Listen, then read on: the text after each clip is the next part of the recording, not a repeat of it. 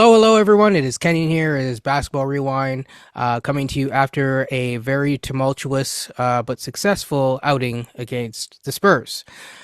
We won for once. Um, it's been an interesting week for the Raptors. I don't believe we won any other games. Actually, no, we did win another game. We won the Bucks game. It was a Yep. very weird week, people. Yep. So we're gonna go through the good, the bad, the ugly, and then we're gonna talk about some other things like the in-season tournament. Because to be honest, that was interesting, and I think it gives a little preview to an upcoming episode that I'm gonna release soon, where Beyond made a couple points as to what he would like to see in the NBA and how it would change. So, with that being said, let's obviously start with the good. Start off on a high note, especially given that we got the win tonight. Anyone wants to take the cake? Okay, I'll jump in then. Let's start with the most recent item, man. The game tonight. Tonight. This is obviously we're recording here on Sunday. I like this was a weird game. It literally, your phrase "a good, bad, and the ugly" literally could be summed up in this entire game. Like there's a bit of everything in this game, This game and and week. it's weak. Yeah, listen. Let me just get with the positive, man. Barnes's ascension in this case here of being a guy, if he's the guy or not. I'm not even trying to get into semantics of that at the moment, but he is now a guy. The quote, they always take the Kevin Durant line in this Mhm. case here. He's a guy you got to mark now in this case here when you're playing and you got to do scouting for, which will make things interesting moving forward, how teams actually defend him moving forward. He's kind of been getting mostly single coverage, and he tends to get the weaker of the two defenders between he and Siakam, but that will be interesting to see if that changes moving forward. But what he did tonight, man, was fantastic. It was really this is what you hope in this case here. Even at times last year, even I was even hoping for this last year. I mean, just for him to be solid and play 4 straight quarters of effort was what I was asking for. Just being assertive. I think that alone would have been an advantage this year. But he's actually definitely added layers. Props to him, the shooting, because right now it's looking great. So hey, man, I'll eat my hat in this case here because I did not think the shooting was anywhere going to be anywhere close to what we're seeing right now. That is still going to be an interesting thing to see how it plays out as the season goes on, as teams start to adjust to him and see him if he's a bit of a shooter. The Spurs kind of still played off of him.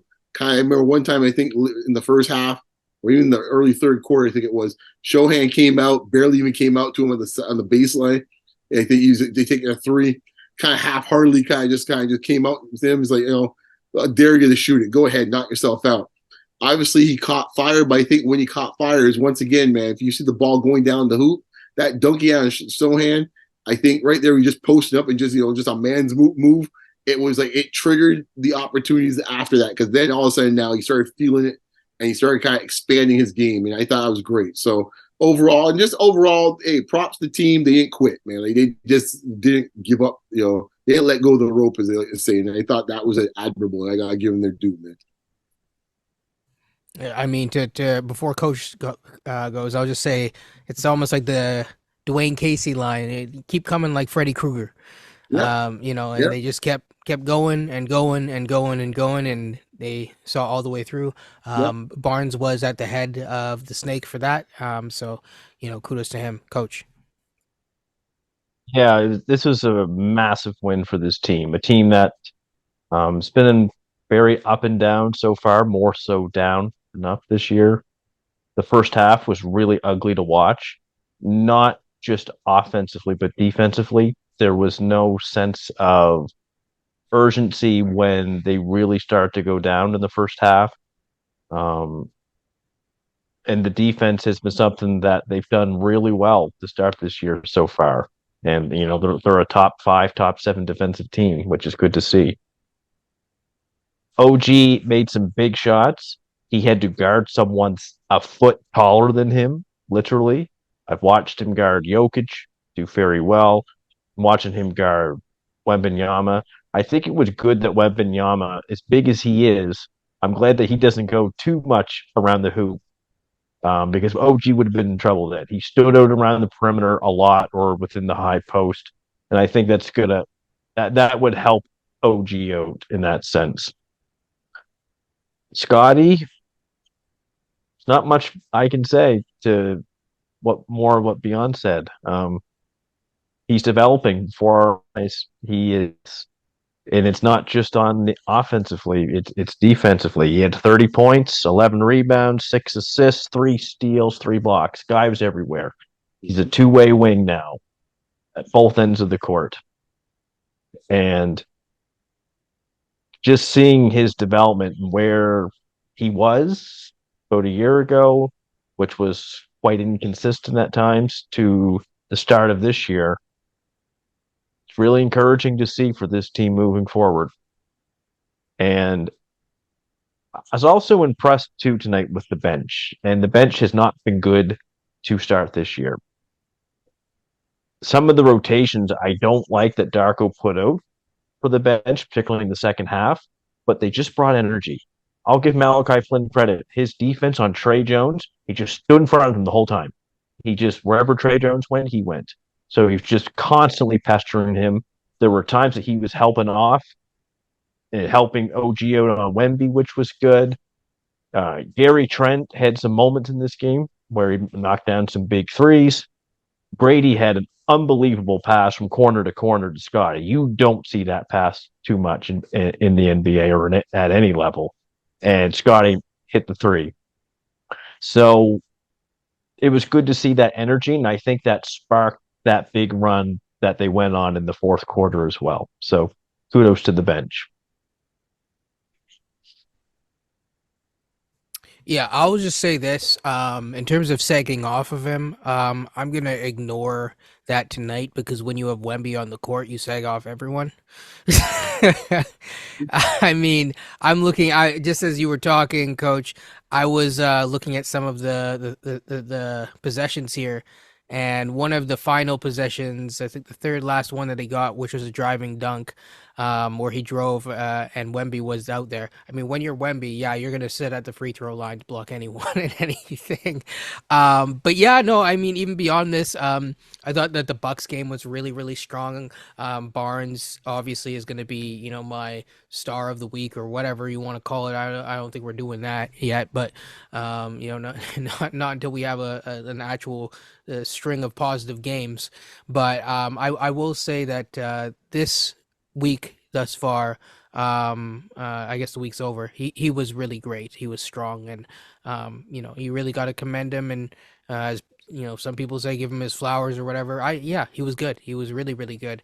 To Beyond's point, this is what I've been asking. This is what I expect. I expect this of a number 4 overall pick. That's what I say all the time. Exactly. Your lottery pick that high? You shouldn't be surprised. Yeah. If you're surprised, that's a problem, Right. right? So, because then you're in trouble. So, I'm glad he's really playing like he gives a care about it. Like he actually cares about it, and that he cares about winning, and that's showing through every single game, all game.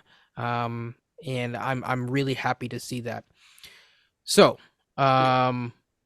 with that being said, oh, But do you want to talk about something else though in this case here? Like, I mean, like something else that's positive. well, okay, no, yeah, no, I'm just checking, right? yeah, Because hey, yeah. you want to No, plug no, no. in? Yeah, no. You go ahead, man. Your Sure. show. Your show. I'm curious to see where you're going with this. Yeah. I mean, actually, I'm curious. Was it going to be bad or ugly? Well, was it I don't know which way you want to call it. Go ahead, No bueno. man. We're gonna say no bueno. Yeah, because it could be either category. But you go ahead, man. What, if we're going bad now? Yeah. Well, I was gonna go. I was gonna go bad, but say what you gotta say. um, oh, geez. I don't know. I think it's more the ugly actually in this case here. Okay, I'll put it this way. I'll put it as the this was the bad in this case here. Mhm. I'll just use this as the bad. The the way I mean, we listen. The Siakam thing has been talked about enough already too, but I'm going to try to broaden the conversation a little bit of how he's not being used in an effective manner, and this is a bigger question about how we are using our players to their best ability. And this is the bad part. So using Siakam as an example, in the Spurs game tonight, we've discussed in this case where they gave like a staggered screen, I think it was, and set up a 3-point shot around the overtime. I think it was. Now, what is good about that situation? Two things in this case here. A, you actually ran a play for him, which is actually good in this case here. Would be nice to see that more often. Hello, he's out there. Hello. 24 game. You might want to run a play for him. Two, you use Pirtle to his most effective way. He is a mean son of a you-know-what in this case when it comes to screening. Why this team doesn't use Pirtle to screen more, I do not know. Pirtle in this case, that is one of his strengths. As much as I've been offline talking about it, and I may have been a little quieter about here on the show, but Pirtle has not shown himself in glory. As much as I want to talk about Pascal in this case here, there's been plenty of guys in this case. The list is long on guys that have not looked great this season. And my point is, if you have that many guys that have not looked like how they're supposed to look, then you have to start looking somewhere else. It can't be on every guy. So everybody wants to say, oh, it's Pascal. Well, Gary ain't looked that great either. It's just on Gary too. Oh, Grady hasn't hit a shot in like 3 games. Grady forget how to shoot all of a sudden? I don't know. Did Grady forget to shoot? Last time I checked, he's supposed to be able to shoot. Pirtle, what the deal is? I know he's not, I was never a fan of the deal, but my goodness, how he looked this year compared to last year. At least he was not able to play fourth quarters last year. Now I'm not even sure sometimes. Zach Collins was giving him the business at one point during this game. Like Zach Collins, they're isolating him with Zach Collins, folks. Think about that for a second. And no respect to the Gonzaga man in this case here. I like Zach Collins from college. But seriously, this is not, it's not Embiid out here. Not Anthony Davis is going there ISO and Pirtle. Zach Collins. That's how little respect they had for him. So at some point, we have to look at this case as a broader thing, and I'll probably get to our ugly in a second. But at some point, it can't be just the player. It got to be something bigger than that. That's all I got to say about that, because that trend was throughout the whole week. Because the game we have not discussed was that hot mess on Monday night in Portland against Portland. That was a hot mess. It was a doozy. We will definitely get to it when we get to the ugly. Coach. Sorry, are we doing the ugly or the bad? The bad still. At this point, it's just been because the bads were real bad. Yeah. Bad. Kind of like what Beyond just said. Pascal offensively outside the Milwaukee game has not been very good this year to start. And kind of like what he just said, and I shout out to the Will Lou show. They had a guy on and talking literally about this, about Siakam's, how he's being used in the offense. And he's like, it's puzzling. I don't understand it. Why are you guys using him like a floor spacer? It's Ben Golliver, thinking who it was in his case. Yeah.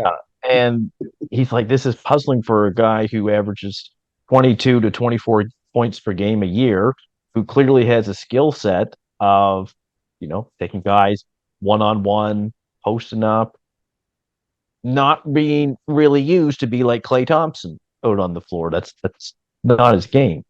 Yeah. So I think this coaching staff has to they have to figure out how they're going to use Siakam.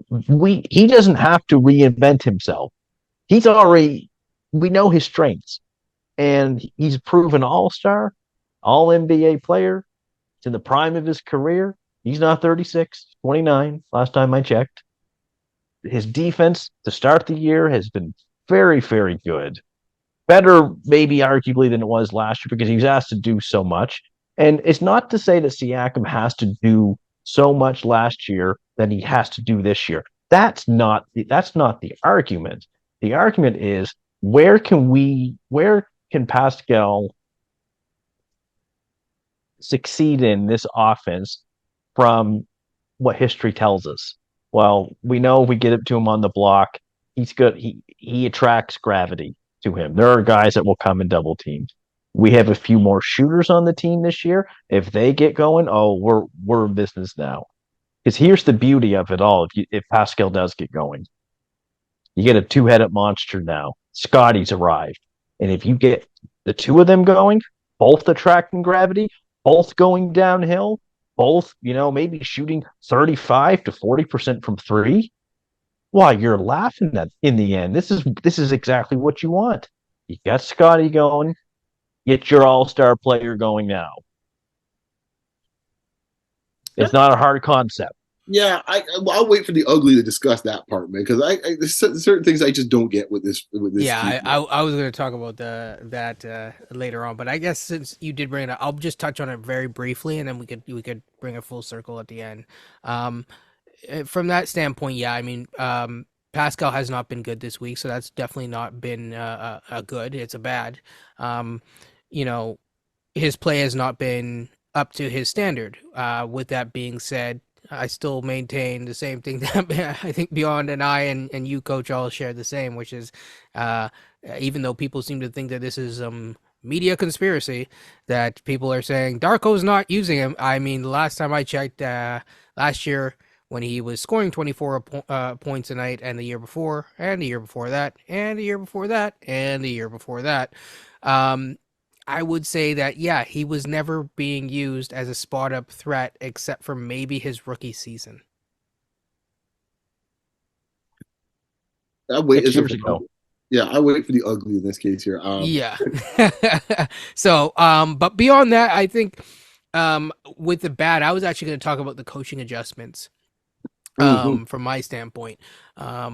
Because it could have been worse, so it could have been ugly. But I know, especially yeah. tonight, I'm gonna. I've it didn't come up on the standard. Because when I look at the box score, you can click on per possession, and it will show you what happened. But it has to be something that led to a counting stat. So for me to find what I need to find, I would need to watch portions of the game. I'm not going to do that in the middle of the podcast. So, what I saw, and this is just from memory, I talked to both of you about this already. Very simple. There was a couple plays early in the game of today, right? And what I saw was OG fronting, so he was standing literally in front of the big man, trying to deny post entry. The problem is that the big man was 7'4" with like a 7'8" wingspan or a 7'10" wingspan or whatever the hell his wingspan is, because this dude looks like when he dunks, his knees are like this, and then he like releases, and he's basically standing on the floor. Okay, while still practically holding on to the net. Um, I don't think doing that strategy 3 times in a row, is a smart strategy. Um, yeah, I would guess that most coaches would probably make a change because OG does not have that length. I have no problem fronting people in the post, but if it isn't working 3 times in a row, shift away from it. It clearly wasn't working. Mm. OG's a great defender, but you You're can't asking. teach height. Right, right, You right. can't teach height.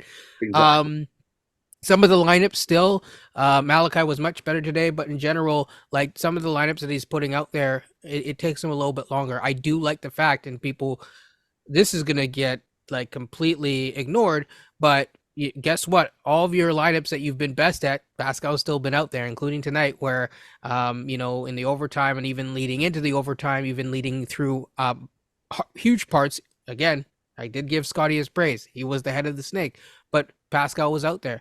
And defensively, he's been really good. You have to maximize him in some sort of way. And that doesn't necessarily mean that I'm just for people who seem to have trouble following along. It doesn't necessarily mean that I'm saying, well, Pascal isn't number one in usage, so that's the problem. No, what I'm saying is that Pascal is not a spot up threat. So don't use him as an above the break 3 spot up threat. Simple as that. I don't know if you guys want to talk about more bad before we get to ugly, but we could go to No, the ugly. no, I'm ready for the ugly, You're man. like, no, I'm good. Yeah, it segues to my I ugly, get man. I get some ugly from the week. Yeah. If that, yeah. Okay. Oh, I'll also, well, actually, you know what? Yeah, because the ugly is really the Portland game. So to be fair, Yeah. um, Yeah. I'll end the bad with a good note. I have seen glimmers of hope, which gives me hope because I've seen segments of the time where this team has shown that they have some potential there. And again, the league's at parity. Everyone was saying Milwaukee is going to be some world beater. We see that they're not. And we also hear that because they are fired Terry Stotts, they're looking maybe at Scariolo, for some help, for some veteran leadership there. So yeah, whoever wants to go for the ugly, take your ugly pie. Here's my slice of ugly pie, man. Okay, I'm gonna expand it out. I'm just gonna refer to it Darko's offense. I don't care. You can pick the game, even the Milwaukee game. You can pick the game you want. If you require in this case to shoot at the clip you have to shoot at for three to win a game or have an offensive output as you had in Milwaukee, like, or do some of the other things we've seen in this case, like for example tonight, OG having to hit 7 threes just for us to survive in this case here in a game. Pascal in this game where he scored 26, he gets to hit 4 or 5 threes that night. Like I keep always use the term, on the spaces, folks that listen to the spaces. I always use to refer to the term sustainability. This doesn't make any sense. This leads to the point that you mentioned just now. You mentioned on a defensive side, but I wonder with this coach in this case on the offensive side. He at that point with the example you gave on the defense side with OG, you're not putting your players in the best position. At least that was corrected on the defensive side. Offensively, I don't understand. I mentioned the point in this case here with Pirtle. I don't get why we continue every day or every game. We have to go through at least a half of this exercise of this high post here with Pirtle and running all these plays for Schroeder for us to end up being trailing at the half. And then in the second half, pretty much either he makes the change or the players just say, screw it, and we're just going to do what we got to do to win a game. And we're back to mismatch hunting. Now, I don't see why you can't run some stuff. You want some more motion in this case. For example, a simple little pick across this case with Pirtle and Pascal to set Pascal in the post. Or pick whichever guy you want in this case to do it. Maybe it's OG if you want him up with a smaller guy at the post, which would make sense. Simple things like that. Well, also, if you're gonna do that like once or twice a game, like as if he's a rookie testing that out, it's like we're wasting our time here. You know what I mean? Right. That's a simple. That's what you do for Precious. No offense to Precious, but it's just like that's what you do with someone who hasn't been good in that area. And to be honest, it's the same for Scotty. They should be getting Scotty in those areas as well. Areas too, right? He's really good at being like. If you want to run an elbow, I mean, I'll even call a name out. Pedser talking about he's Jokic and we should use him like Jokic. Okay, we haven't done that. Sorry. You talking about that with Jokic? You're talking that with Pirtle, or are you talking about with Barnes? Barnes, right? Here's the joke, though. This is the part that's ironic. They talked about that during the offseason, and we're sitting there going, "Really?" Because we didn't know what type of offense he had to be a threat. The joke is now he is showing in this case that he might be actually better to do this now more quick than we thought. But they're not doing it. That's the part. They're not doing it now. Like, I would prefer Scotty, Pascal, any of the two of them playing that same spot that Pirtle's in right now, if they want to play that type of offense. But when it was all said and done, as much as hoopla we had for the halftime, as far as the second half of the Spurs game, and even to some extent the Milwaukee game, but definitely this game, and we even saw it in this case, who they played with Philadelphia, we saw it as well too, when they tried to make a little bit of a run in the second half. It was all mismatch hunting and picking a high screen and roll. We were done with that. It doesn't work with Pirtle doing that. I don't even think it will be a more effective, I think, with Scotty or Pascal doing it, but I'm not even sure if it's even that great, even if they're doing it. Because I think when it's all said and done, you're trying to get those dudes downhill and give them with enough momentum. And I don't understand why we keep on fighting ourselves or what our natural, our natural inclination is. And it's like, this is something that drives me crazy. I heard in this case, the last pod you had in this case with Mac and Curly. And Curly said something that I had commented on, which I said this for the longest time. Why do we seem to make things so difficult for ourselves all the time? This franchise seems to find ways, they just like to find ways to, like they find pleasure from pain. Like we just try to make something as painful as possible. You know, someone in a space recently, tonight actually, made a comment about this, and it just hits home where they're like, "Well, don't you need a philosophy? We're not trying to write like a PhD paper, literally. Like we're not trying to talk about like the ethics of the thing and all this kind of, we're trying to play good basketball. and win games. I don't Like, care about vibes, as you right. know. To I quote don't care. Pascal, I guess people don't like Pascal right now, but to quote Pascal, he's right. Vibes come with winning. That's Right. usually what happens, Yeah. right? A lot of teams don't like each other and they win. Right. And then they sing kumbaya after. I mean, Shaq and Kobe is a good example. I'm not Right. saying There's that plenty we of have them. Shaq or Kobe on this team. No. All I'm saying is that, like, you know, there's a way to optimize your team, and you don't necessarily need to have all this kind of weird stuff. Like going on. Like it just makes no sense. Like, and that's the part I don't get in this case. Like, listen, man, you can say what you want, but a guy in this case, a 24 point per game to score in 1 year, and now it's down to like 14 a game. Like, sorry, that can't be on the player only. A guy like Gary Trent Jr. is averaging almost 18 a game last year, is in the single digits this year. Sorry, that can't be on Gary Trent Jr. only. I keep going down the list. Like I said before, Gray in this case was like a 40% 3-point shooter in college. And he's got like 4 straight games or 3 games without hitting a 3. That this is not coincidence, folks. You are not putting people in the right spots. And until they start getting out there, you know what in this case here, and start sniffing on their own supply and actually decide to start winning games and putting people in the right spots, you know, we're going to be in this spot all day long and thinking in this case that we're 3 and 4. We're like, oh, we're okay. We're just working out the kinks. No, folks, trust me. This is like a dam. To use an analogy of a dam and the cracks, you know, the cracks are starting to show more and more each game. And it's going to burst. And when Hoover Dam bursts, buckle up, folks, because I don't want to hear anyone talking about, oh, what happened? We're trying to warn you right now. There's crack showing. That's my ugly, man. Because this offense is just, it hurts your eyes to watch, man. When you know. I mean, okay. I'm gonna ask a question before Coach goes, and Coach, you can answer the question even, and then go. If you took out our or our transition offense, what would, like, I don't know the answer to this, by the way, but what would you wager our offensive rating would be without those sets? Without that, Last.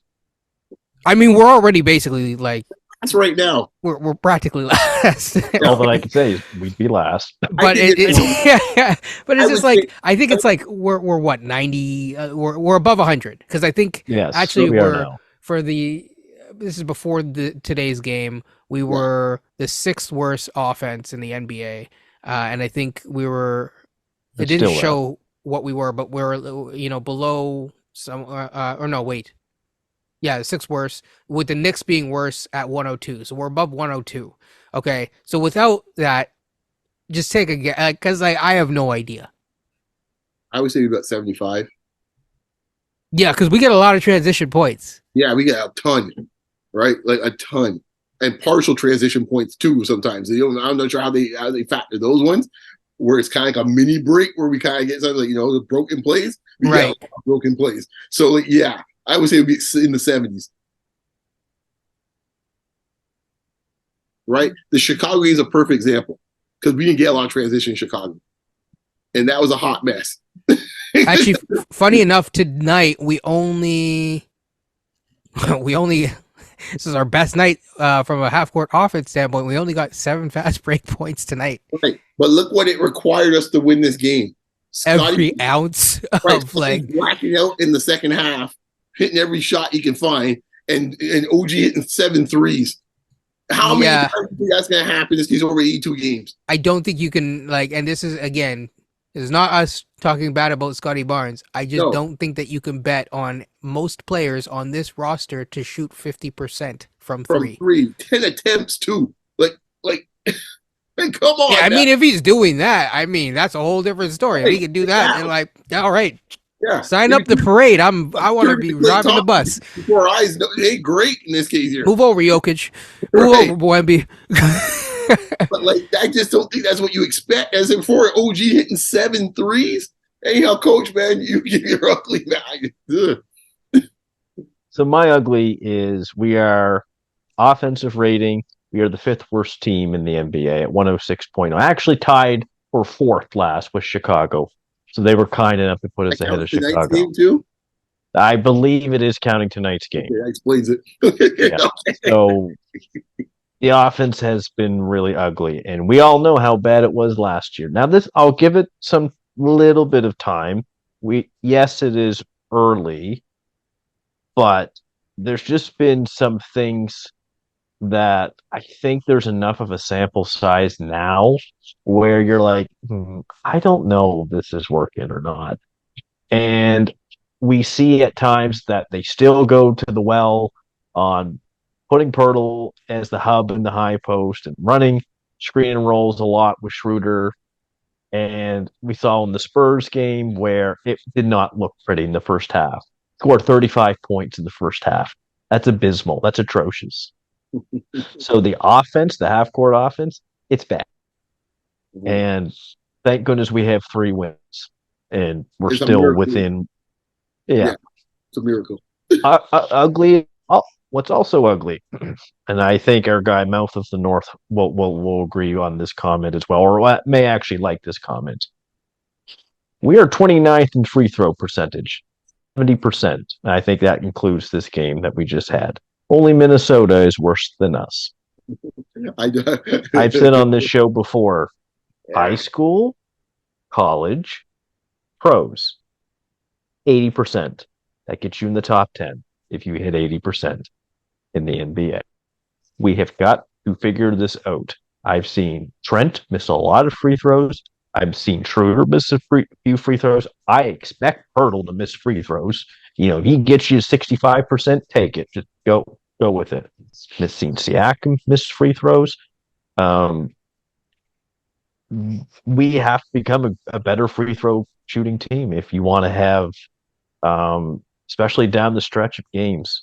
You're just going to need it. The best teams, the higher end teams, are always good free throw shooters. Yeah. Okay, I have two. To your free throw discussion, I have 2 theories of why we're that bad as a free throw shooting team, and let me throw it at you guys. First theory is always the obvious thing: who's getting the bulk of the free throws, right?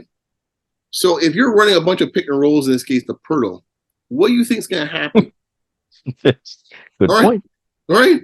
That's the first thing. So that's going to kind of depress your free throws. And then the guy in this case on the other side of it, gets his 7 a game and shoots almost 80%. He's not getting the line as well, too.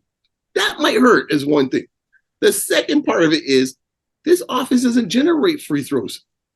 So the other thing is there's this team, most of these players, I think almost every one of them, there's no one, even though Siakam's a scorer, there's no one that's like, as you say, the old fashioned way, he wakes up out of sleep and get a bucket. There's no one on his team that's like that. No one on his team. Probably the only guy in this case could wake up out of sleep in this case that could shoot free throws like that and without missing a shot is great. And probably Otto, those 2 dudes. Everybody else, they're rhythm players. And if you don't get the line enough, you don't build a rhythm to hit free throws. So to your point, when you see what someone like Gary in this case here is missing free throws, if Gary's in a funk and he can't get a rhythm going in his game, it's going to start showing up in the free throw shooting. It's almost like pretty much when you start getting you start catching a little cold, it's starting to set up for something worse. So the free throw shooting was already kind of giving you kind of the canary in the coal mine. Oh, there's something else going on here, and then boom. That's that's the 2 things I see the biggest problem if you want to count the Siakam element of as well too. The 3 things of why our field goal percentage or free throw percentage is as bad as it is. Yeah, and built that way. My last ugly, and this is from a specific game at a specific time, and I have said this to you guys, and it's the biggest no-no you can do as a coach. It's in the Philadelphia game. To start the game, Scotty was 4-4, 2 of 2 from the 3-point line, 12 points. Darko takes him off with about 6 minutes left in the first quarter. Folks, that's the biggest no-no you can do. When you have a player who's rolling and shooting 100%, never, ever, ever, ever take them off until you have to take them off, until they start missing. And you take them off. In the Spurs game, he took Scotty off as well. Scotty wasn't doing anything in the first quarter. Nobody really was for Toronto, quite frankly. 35 points. Except for maybe OG, and I think Schroeder had a few points as well. So that's a little different.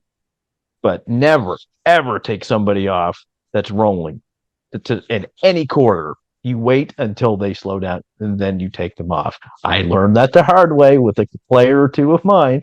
That coach, don't take me off from rolling. You're like, you know what? You're right. I'm not going to take you off if you're 4-4 and 2-2 from three. So that was an ugly moment for me. I'm like, Darko, come on, man, don't do that. Not to start the game. But Darko was there looking at his whiteboard saying, well, you know, at the 6-minute mark, I take, you know, like a robot, I take Scotty out. Okay. At 8-minute mark, I take Pascal out. At 1 minute mark, I bring Scotty back in. And that's what I compute on my white card. No, he's go by feel of the game. He's checking the BlackBerry app from you know who. Sorry. Yeah. Yeah, bring. It's like not enough. Cut the shots down from the 3. You know, yes, sir. Yes, Emperor. Okay. Anyway, so hey, I gotta have a little fun. It's my show. I will laugh. Okay, so I looked at some stuff to add to the ugly. I actually. I'm not gonna go and calculate the whole thing. I'm just gonna give you some of the numbers just so you can show it. So, okay, it's interesting because it makes me laugh because I think I got to a point and I didn't want to get to this point by asking that earlier question as I'm going through it. Like, damn. All right, Portland game. We scored 91 points, okay, for starters. 22 of those points were in fast break. Okay? In this against the 76ers. Didn't crack 100, 99. Again, 20 of those points in fast break. That's impressive, actually, the fast break numbers. It is really good fast break numbers, but it's like, damn, that's a huge chunk. That is like essentially a little bit over, in some cases, a fifth, sometimes of your offense is coming from fast break. That's that's a lot. That's a lot of your. That's a huge percentage of your stuff is coming from fast break and broken plays and stuff. But like when that. you have 3 two-way wings, OG, Pascal, and Scotty, you have a point guard like Schroeder who's really quick. I would hope that you can get those fast break points up. Sorry, continue. Oh, absolutely. One of the interesting things is that the slowest person in the starting lineup isn't the best fast break person.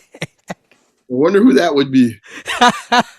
I'm sorry. I just go. It's laughable. I can't help but laugh, people. I'm sorry. He might be my ugly by next week. Trust me. Okay, if it keeps going this way, it is. Because I am just lost sometimes watching this offense because I can't make sense of it. And if people want to put all of that on Pascal, don't make no sense to me. Because again, he's not the one that is calling the plays. I have said before, and I'll say again, Scotty Barnes, when he's done his best, he said, forget about this. I'm going to call my own number and I'm going to do my own damn thing. Yeah. That's not 0.5 offense. No, it's not. No, it's not. Like, oh man. It's so like this doesn't exist. Like this is the point I want to ask people in this case. You know, it's kind of like the old Ronald Reagan question in this case. You think you're better, you think you've been better than you were 4 years ago? Kind of like that in this case here. Was it Reagan or Nixon that were near the end was kind of losing it a little bit too? Reagan, yeah. So that makes sense. Okay. Yeah. Great question. The debate what he says. So, but the point is in this case here, you think anyone for the start of the season has gotten besides Scotty Barnes? Please, maybe Schroeder. But you after you get past that, it gets real thin. Has anyone else actually improved where you say, hey, we're seeing something from No. And that's the thing. I think that's the point. People keep trying to be like, oh well, you're about Pascal Siakam, not Scotty. And I'm like, no, I'm about Scotty. I'm trying to say that no one else looks good in this offense on a regular basis. Has anyone put together, like, you could say OG, but even OG has had some quiet games. Yes. Yeah, like, great. I mean, what are we doing? Off the first week, he was doing nothing the first week. Nothing. Invisible. And to your usual point, no one said nothing. Everyone's quiet when OG's got bad game. It was like, but we want to pay him $40 million. But everyone be quiet when he has all these bad games. Right. But just imagine, though, if you get your all-star and all-NBA player going, because you get your 22-year-old future of your franchise, he's going. He's playing really, really great basketball. Him and Embiid, they're the only two players in the league averaging over 25 and 5, I Oh, think. that's what that was in stat news? Because I can Yeah, there was cartoon it was something. There was another part to the stat too. We got to work on but that. this is amazing for him. Now, just imagine if you get your best player going, or you get Pascal Siakam. You don't want to say he's not your best player right now. Fine, I'll go with that one. But imagine if you get your all-star, all-NBA player going right now. A two-headed monster like Siakam and Scotty, these two-way rangy wings. Well, we're going to slow down there, Coach. I mean, come on now. We're in the shooter era, man. Come on now. That's who we're building around. Come on now. Well, I'll even go one step further. And this, I guess, we'll bring it probably to the next point that I think Beyond wanted to talk about originally, which is if you get Pascal Siakam rolling in some sort of way, it is the best thing that could happen for the whole team. Because guess what? Even if you don't like the dude, you can trade him for more value. Yes. And if you are so short-minded that you feel like that's impossible, his value is at its lowest, again, recency bias happens. When, if all it takes is that 52 in the Garden, right? That changes people's opinions. Triple-double against Philly last year. Correct. I'm not necessarily saying they just got to feed him and feed him and feed him. I don't think anyone here is saying that. Nobody's saying that. I think we're just saying, instead of having 50% of his shots from above the break threes, which are the hardest three, by the way. 50%? I don't know if it was this game, but throughout, yes, there have been times when it has been 50%. It has been at minimum 40%. Minimum 40%? Yes. Okay, this is pure coaching malpractice. I'm just saying straight. You didn't realize that. Let's just talk about this game. Let's just talk about this game. In the first half, okay? Because people want to talk about how good X player is. In the first half, let's talk about Barnes and Siakam, okay? In the first half, Siakam, I believe, was 1 for 5, or maybe 0 for 4. I can't remember. One of the two. 0 for 4. He only had 2. So he was 0 for 4, and Scotty was 1 for 5. Yeah, Scotty, of the 5 shots that he took, he was really 1 for 4 from 3. Okay, and Siakam, all of his shots had come from, I believe, maybe 1 was from inside. That does not make sense. Scotty should not have. No, sorry. For Siakam, I think he hit out of the 5 shots. Sorry, people. This is utter madness. But for the 5 shots, 3 of them, so 60% of Siakam shots came from above the break threes, and for Scotty, it was out of his amount. It ended up being around 80%. That does not make sense. Okay, I am a Scotty Barnes fan. I want him to do well. I do not think that he should be taking 80% of his threes from above the break. That doesn't make sense. When you just relay those stats, what just kind of finally clicked in my head, because if someone else had one, I'm not sure who it was. I don't want to ascribe it. I think someone on a Raptors Republic podcast, something about how bad we are shooting, scoring within the 2-point range. Right now, we're pretty rough with scoring the 2-point range. And it just came to me, it's like Sam Mitchell, Mo shots. It just came to me, it's like, wait 1 second. These guys are literally playing the inverse of what the strengths are of this team. So you take Gary Trent Jr., who's never been an inverse of the players that should be doing that too. Right. So that's what I'm saying. When you said so, I was like, holy cow, these people really think this. So like Gary Trent Jr., who's not known for finishing, we got him rolling in there trying to drive the hoop. In this case, can't make a dunk. Can't make a dunk. And then we have in this case Scotty and Pascal, and some others to that extent, out here shooting threes all day long. What is going on? This is madness. It's a philosophy. This is utter madness. You Yeah, don't Scotty's understand. This is a averaging. philosophy thing. We're doing a philosophy with basketball, and you just don't understand yet. You have to wait until we publish the paper, and it's going to be the most cited paper of all time. Holy cow, Coach! Yeah, no, Pascal's averaging. I don't know if this game includes it, but he's averaging 5 threes a game. Scotty's averaging 5.5 threes per game. Dennis is averaging 5 threes per game, but he's Dennis. I'll give Dennis credit. He's shooting 41% from three, and Siakam shooting 33% from three. But once again, and Gary Trent, like you said, 32% from three. That's a guy who has shot 38% from three. How many attempts he's getting for three? He's getting, I don't know if this is going to be correct, close to 5. And what did he get last year? Probably more. Don't know last year, but he probably, because Siakam attracted so much gravity, I'm guessing he get a few more better looks than what he's getting this year, because they're not running the same plays that they try to get open. And that is the key thing He had 6.8 last year. So almost 7 a game. And that's the key you said right there, Coach. The quality of the look, which people in this case just want to look at a box score and say, like, oh, so-and-so only had this many attempts, or though so-and-so, shot 20%. It's not necessarily the shot all the time. It's also the quality of the shots. And if you're not generating quality shots, yeah, your field goal percentage is going to keep on dipping. So, like, when you have these type of shots here, when you're like, when you're putting people in spots where they're not familiar with or they're not comfortable with, or in this case, you're playing guys and kicking out the guys where there's not enough gravity. Therefore, I have to have a quicker release. So guys in this case, like Grady, to some extent, I'll throw McDaniels in that one. Those guys in this case here need more time to get their shot off at this point. You're not going to get enough time with the shot clock if you're going to have running pick and rolls with Pirtle or Precious or whomever you have, and you kick it out to them on the weak side. You think the guy there in this case is like losing sleep about Precious driving down the lane? He's sitting out underneath Grady's chin. So good luck trying to get that shot off for this or McDaniels. Yeah. Like that. Go ahead. Grady's shooting 24% from three.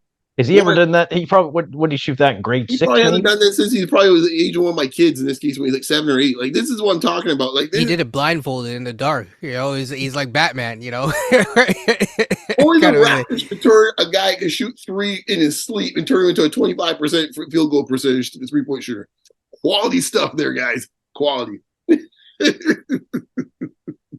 So, yeah, I mean, when people ask me or suggest that I might be weird for my take of 7 games in, suggesting that, yeah, I have concerns about the coaching, yeah, that's probably the reason why, because it doesn't really make logical sense why they would do that. But again, maybe we're just not bright enough. No, yeah, this is the classic example of the 2K analytics mindset, that if I get X amount of shots up, therefore my equation tells me and computes that I should win a game.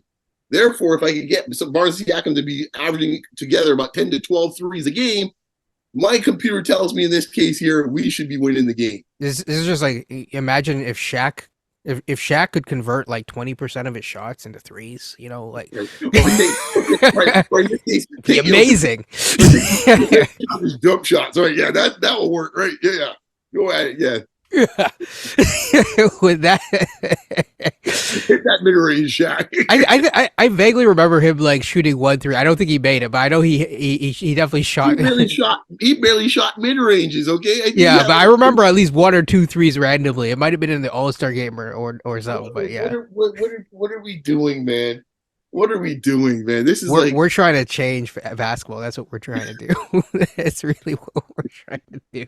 We're changing something, right? Oh man. Anyways, another topic, man. Enough of this, man. Because I can probably give us an ulcer if we keep talking about this, man. Oh man, yeah, we might be asking for help more than when you get double teamed in the and get a pass. I'll throw this out. The last thing I'll throw this out, man. Okay. Over under odds of how long he sticks with. We'll just refer to it as the 0.5 offense. I know it's a philosophy. Let's just say we'll just call it the 0.5 offense. How long we think this lasts? 2 weeks, 3 weeks, 6 weeks, 2 months? What are we looking at? How long does it take us to get to 10 games? Yes, I'm talking about this case to put more parameters around it. of this high post offense with the center running things in this case here to make it clear. How much longer are we running this? Did he update the BlackBerry app? As long as the front office wants it to run, I guess. Oh gosh, okay, that's Yeah. forever. I mean, that's the real answer is that it depends on the losses, right? Because the losses will dictate a lot. See, I have no issue with that style of offense, but you need the right personnel to play that offense. Do we have the right personnel to play that offense? And are we putting the right people in those spots to play that offense? We do not to both questions.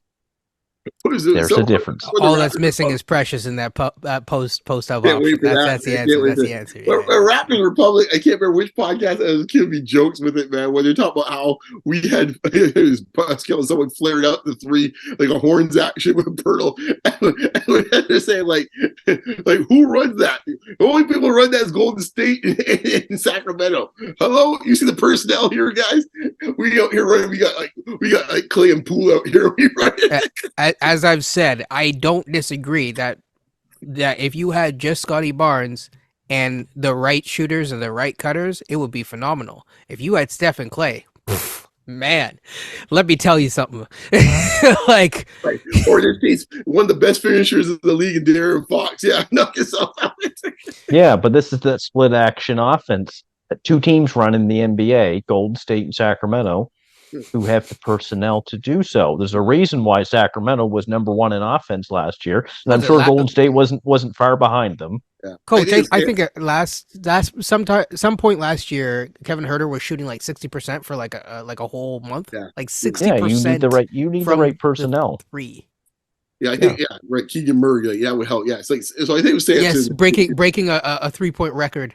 Yeah, exactly. I think it was Sampson in this case. I think that mentioned it, man. So I'll give him the credit for it. But like, it's like, what are we doing? Wild. Absolutely wild. Anyway, so to move on to a more lighter, topic or whatever, wanted to talk about the in-season tournament in general. And I guess we'll skip the other topic because that would, although it would have fit for tonight for the thing that we're talking about, I think we'll save that for another day. Not the good? Sorry? We did the ugly and the bad, didn't we? No, it was the league's developmental farm system. But never mind. Yeah.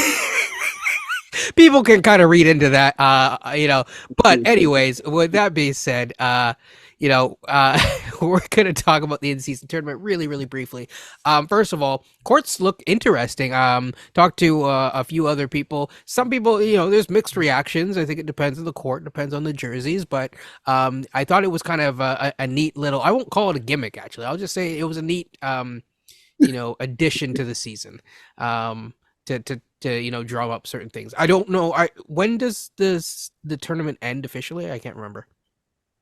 I don't know, man. I mean, is it like January or something? Because that's the thing. I thought that they were originally planning to do it in January when yeah. So anyways, but it's interesting. Anyway, Beyond had a point earlier, and I think I want to touch on it because it is going to be in an upcoming episode for Commissioner for a Day. But you were talking about maybe the NBA making kind of an event out of some of their days, and they seem to have done this with it being on Friday. So I'll let you take it from there and go from there. Okay, yeah. I mean, I'm probably killing my own thing whenever the episode comes out. I mean, you don't have to ruin the whole thing, but I just summarize it as a way the NBA needs to find a way to create events throughout the season. And I think one of the ways that I think this tournament is one way trying to do so. But what I think was fascinating, the broadcasting elements of what they were doing that night, where they were actually creating the NBA TV, and they created their own red zone type of style. Where if you're familiar, you're a football fan, pretty much like anybody's within the red zone, which is like the 20-yard line into the end zone. Everyone, they flip to the coverage of that game to see if there's a scoring opportunity for the team. So this was kind of like their version of it with crunch time is what they're referring to it. So last maybe 5 minutes of the game, perhaps they were focusing on a certain game, they're jumping around. It kind of created a bit of an energy in an event. And I wasn't really sold on this whole concept. I was like, okay, so what's the purpose of all this? But I will say this much: I mean, as far as the excitement of the jerseys and the courts, especially, I think that there's where the video game aspect comes in. So that ties into another discussion we had earlier on about the 2K elements and its impacts in some ways, because that's straight out of the video game. I'm looking at the courts. I think the other part of it was interesting was I must admit the intensity of those games on Friday were played with, like there was something about it. I don't know what it was, but there was an intensity that a typical Tuesday night or Wednesday night game doesn't usually have. The guys, it's something about it with athletes when they hear the word tournament. I don't care what it is. It could be in Pee Wee. If they hear a tournament, everyone's ready to get. They think of their orange slices and stuff like that, and they're ready to get it on. It's like here we go. And their mindset.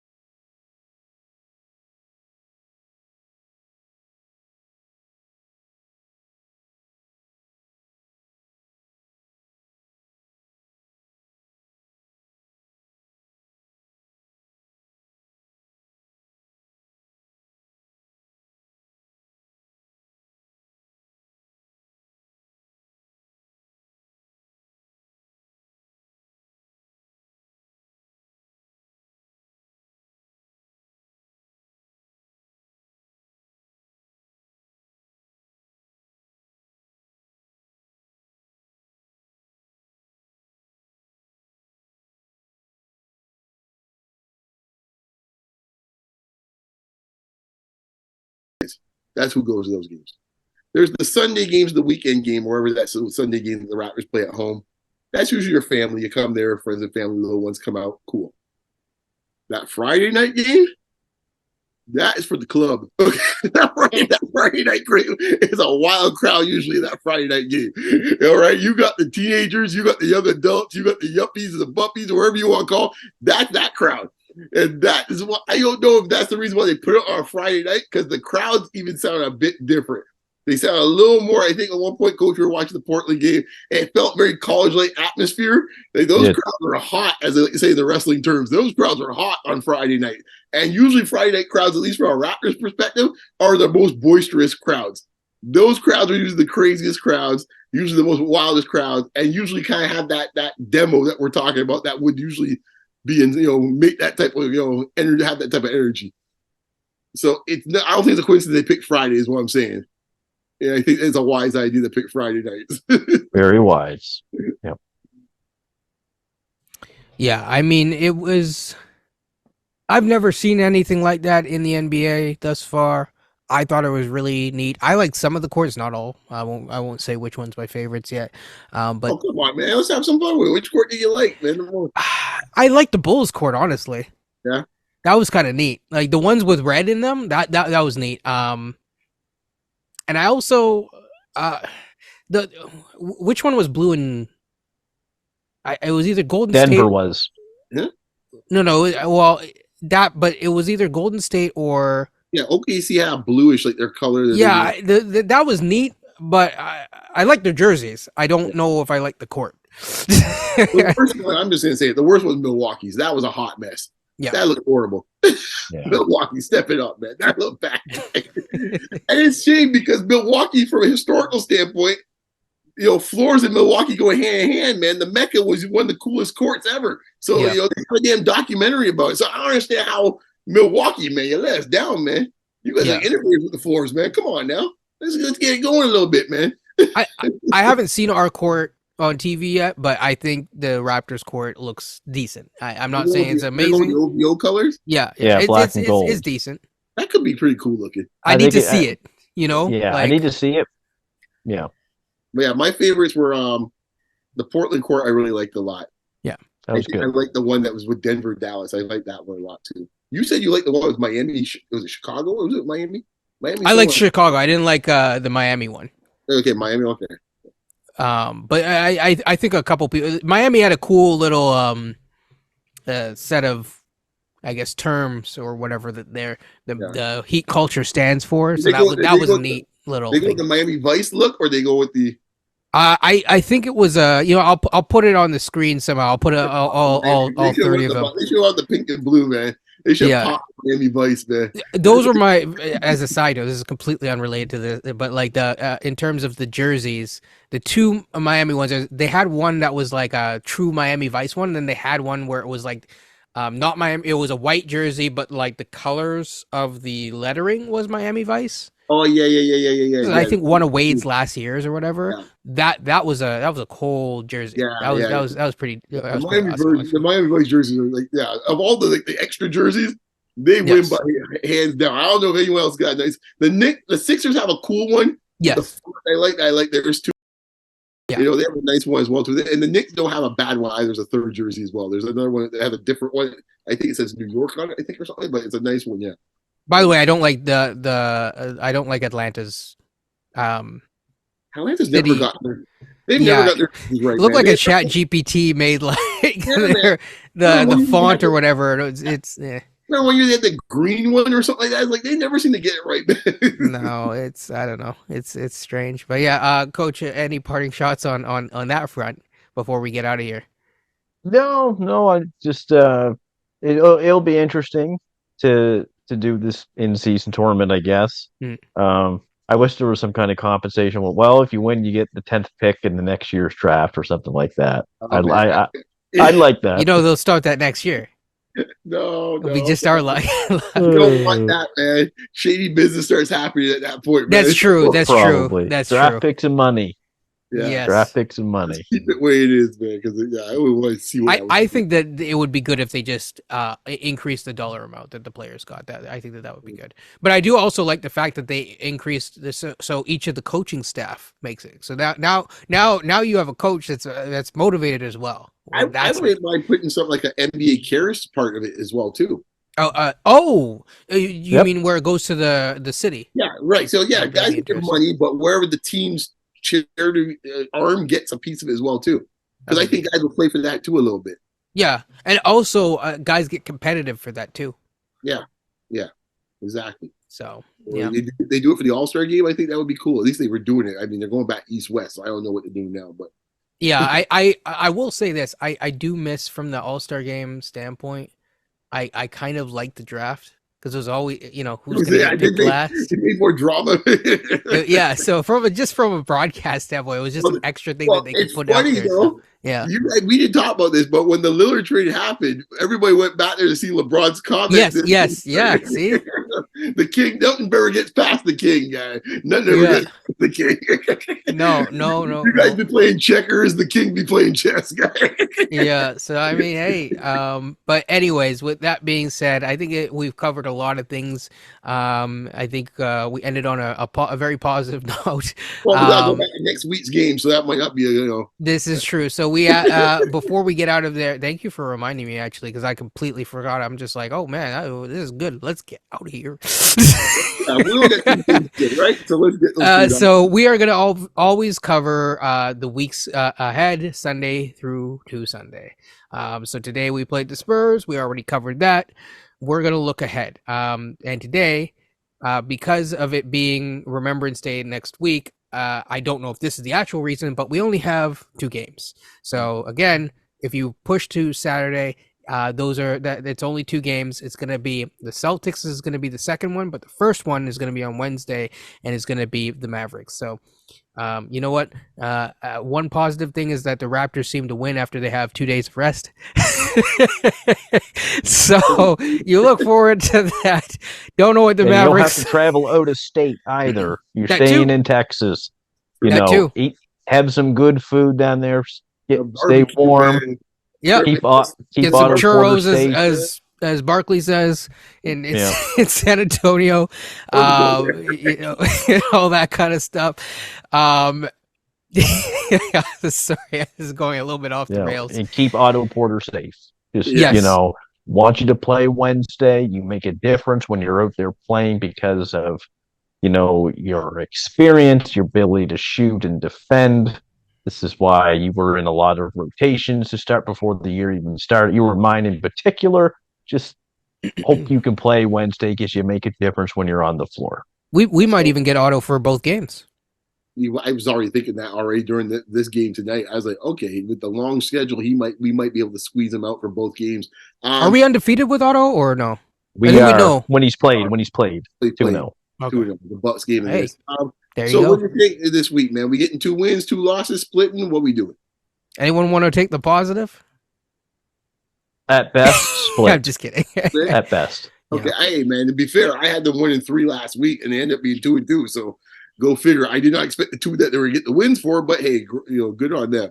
Mhm. I'm not being as positive. Sorry to say, I'm thinking 0-2 this week. Yeah. I don't see it. And by the way, if they're in Texas, just keep away from Houston. You all know why in this case here.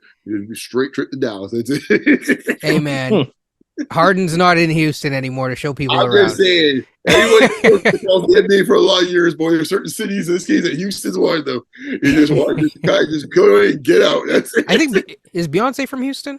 Yes. Yes. Okay. So yeah. I mean, Houston's a fun city. So what I will say is this: I am looking forward to 2 Otto games, and because Otto's playing both games, I think we will go undefeated because Otto will play. He's our good luck charm. In all seriousness, though, I do plan. I do think that they will probably split. That's the more likely thing.